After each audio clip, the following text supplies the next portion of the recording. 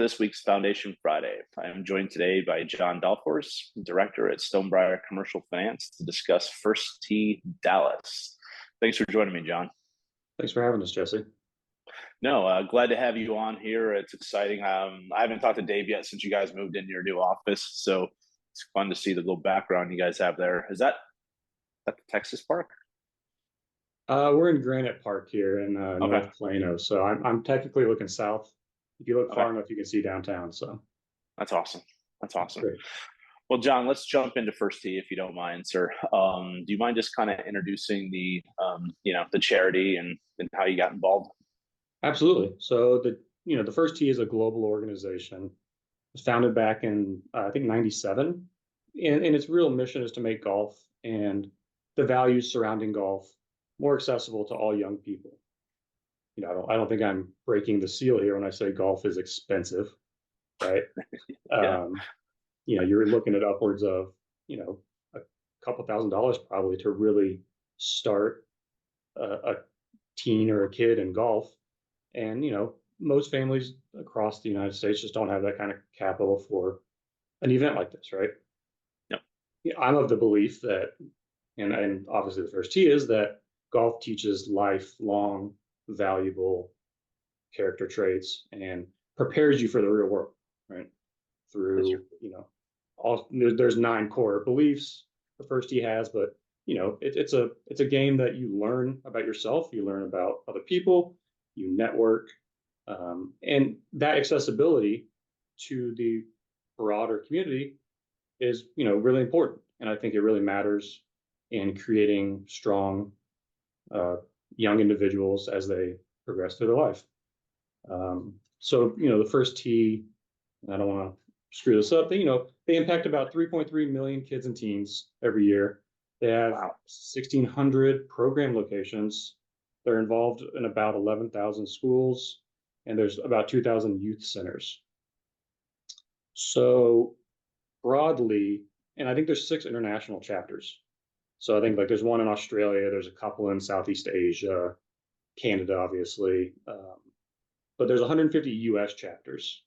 And think about like the 150 probably biggest cities, right? So Sure. I'm in Dallas, right? So we're part of the Dallas chapter, which is the Dallas vertical from South Dallas up to Frisco, Plano, North Melissa, wherever you want to call it. Fort Worth has its own chapter as well, right? Because there's just enough kids in each location to facilitate 2 different chapters. So locally, really, is kind of where the chapters for the First Tee thrive, in that they're their own little branch. They have their own operations, their own admin, their own community of support that helps drive the mission of getting local youth into the organization. Um, how did Stonebriar get involved in this? So I say we, Dave and company, for, I'll be kind, over 20 years have been hosting our annual investors golf tournament around the Byron Nelson golf tournament. And part of being a sponsor of the Byron, right, is that you get invited to these certain sponsor events, meet with people, meet with other organizations that are being benefited by the Salesmanship Club, which is the primary benefit of the Nelson. So as Dave was, the one of the sponsors throughout the years, eventually got, about 20 years ago, introduced to the First Tee in Dallas as they kind of were ramping up their operations. And really, as kind of I have learned, right, really believes in the same mission of that, and it really kind of stuck to him, right? So we've been sponsoring the First Tee and their stuff for a long time. They have annual events, they have other miscellaneous fundraising type things that for a long time we've been sponsoring at a corporate level with, and a personal level as well. Um, and to the Dallas chapter, there's really kind of 2 pieces of the Dallas chapter, and my involvement really has been on a very unique level. There's the First Tee of Dallas, there's the governing board and everything.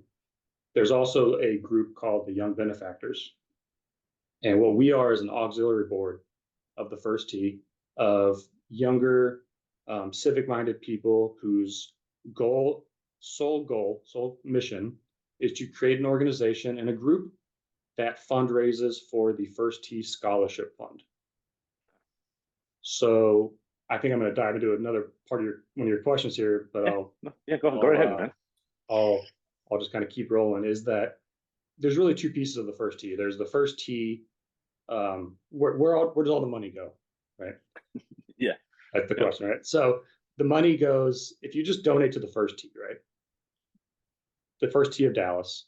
There is a headquartered operations center down at a golf course at Trinity Forest. And what that is it's a real facility with indoor and outdoor training. They have a whole driving range, putting green, indoor simulator, study facilities. That's where like the core of the operations are for Dallas. There are little auxiliary ones across. Dallas is big, right? So not everybody from North Dallas upper wants to come down. So they have other training type things at different courses. But that's really the core of it. So your money really is going to the continued operations of the facility, to buying golf equipment as needed, bags, etc., for the kids as they grow in and out of clubs, rotate around. Right, you just need a kind of a stock for those kids to have equipment.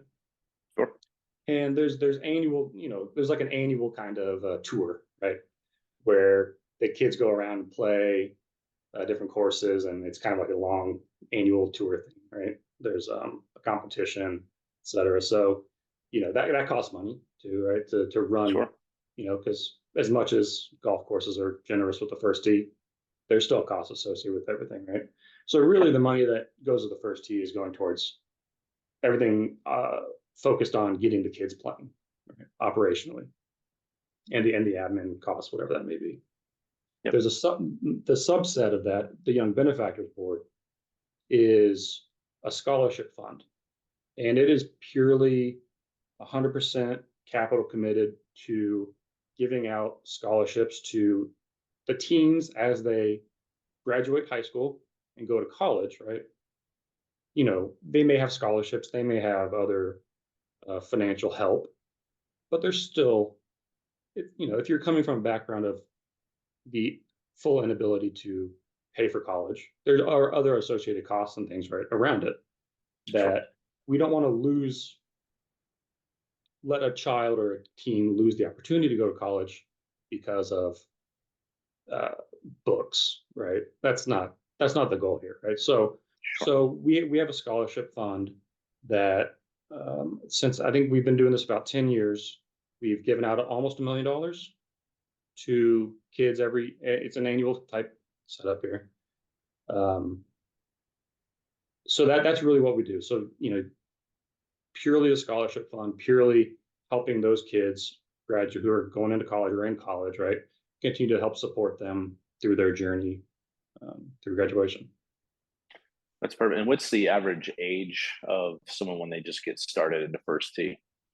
It really kind of depends, right?